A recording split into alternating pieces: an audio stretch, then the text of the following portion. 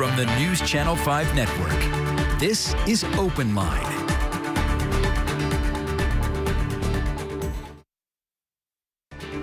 Good evening, everyone, and welcome to OpenLine. I'm Carrie Sharp. So glad you are joining us tonight. And tonight's topic is something that I think will resonate with so many of you. And I think that you will have questions. And of course, OpenLine is your opportunity to call in and ask them. We are talking about renter and homeowner rights tonight. I have a great professional joining us to answer those questions. Let me introduce you to Zac Oswald with the Legal Aid Society, recently promoted to the Senior Deputy Director. Zac, thank you for being with us.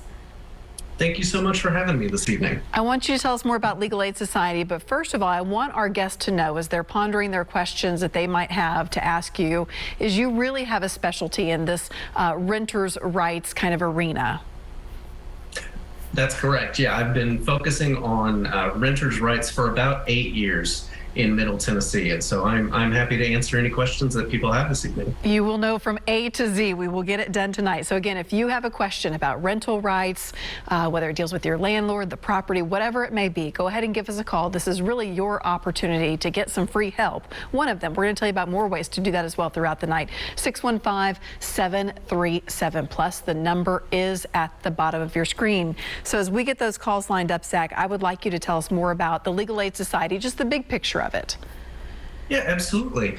The Legal Aid Society is Tennessee's largest nonprofit law firm, and what that means is that we offer free legal services to people who are low income, domestic violence survivors, or elders, meaning 60 or over, and we help with a myriad of issues. We actually cover 48 counties in Tennessee. Wow. All the way from out towards Oak Ridge and even west to Montgomery and Humphreys County, and down all the way to Columbia and Tullahoma.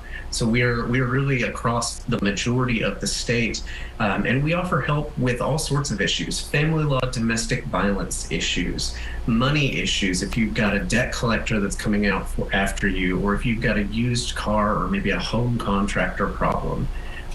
Education issues, if you have a student who needs an individualized education plan because of a disability, we are there for that. Helping people obtain benefits that they're eligible for, including food stamps or Social Security, we're there for those issues as well. Issues with employment, if you've been discriminated against or if you need help obtaining benefits from the state, like unemployment. We had a lot of that during the pandemic because so many people had been let go from work.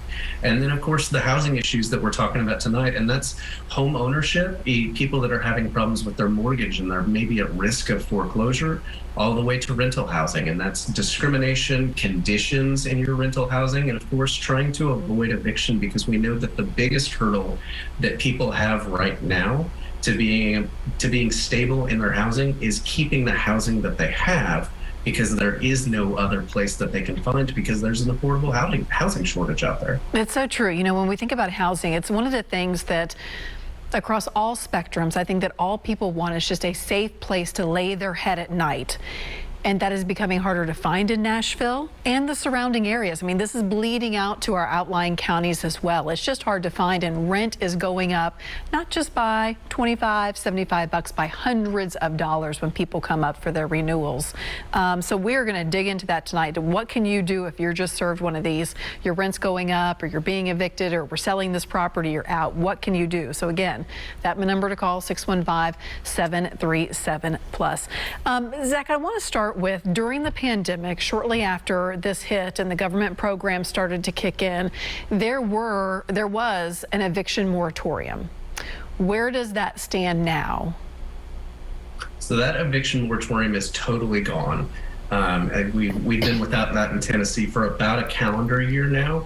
And so really, in terms of what the eviction landscape looks like, it's very much like it was in 2018 and 2019. If the landlord wants to evict you because you haven't paid your rent, the landlord can file that eviction.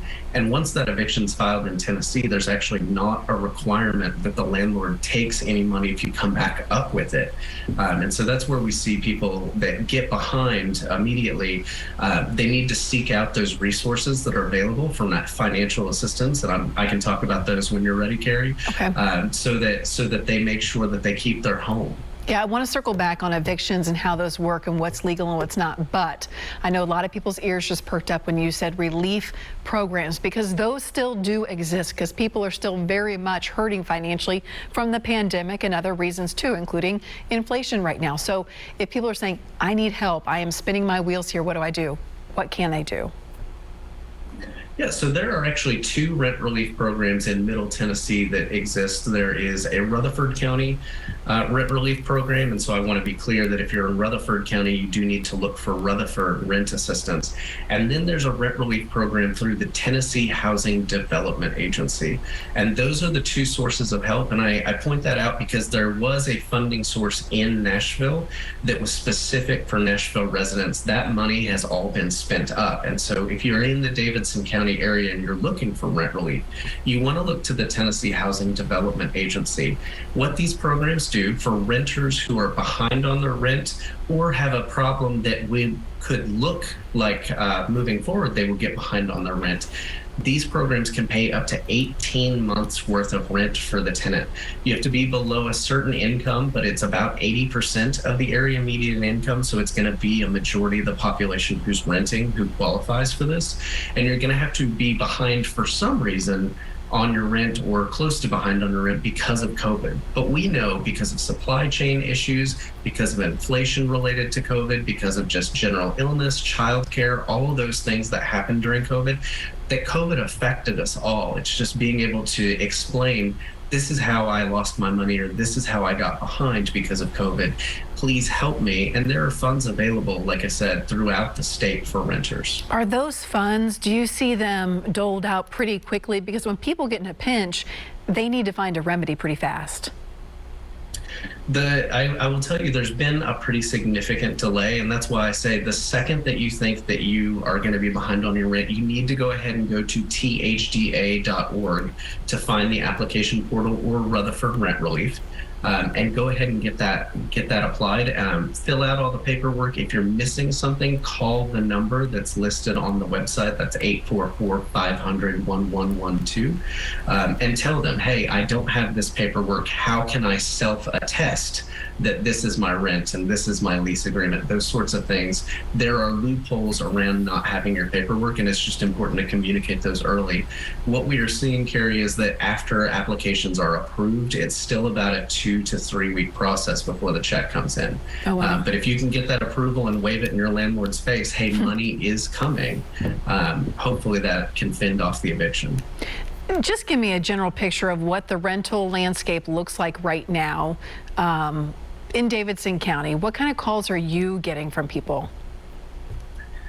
The majority of calls that we get kind of spiral around two to three different things. One is, I can't find housing that I can afford. And that's a real problem without a real solution in Nashville right now, because rents are skyrocketing and the market is allowing that to happen.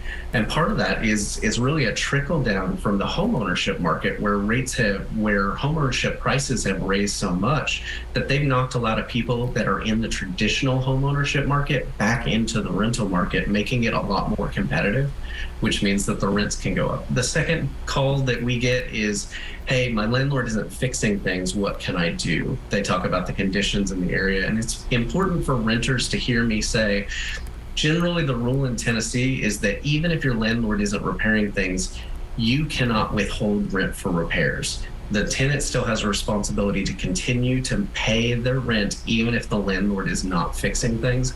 And I know that that puts tenants in a really horrible position, but it's not as bad of a position as you withholding your rent and your landlord evicting you. And then the third is exactly what we're talking about tonight, Carrie, is people have gotten behind on the rent because of COVID, and they're trying to find a way to catch up. And so they just need to know that these rent relief programs are out there and to go ahead and apply. Good. I want everybody at home to grab a pen and paper, and if you need these program details, we're going to get them to you, and also legal aids information throughout the next hour. We'd love to take your phone calls as well. 615-737+. We're coming right back.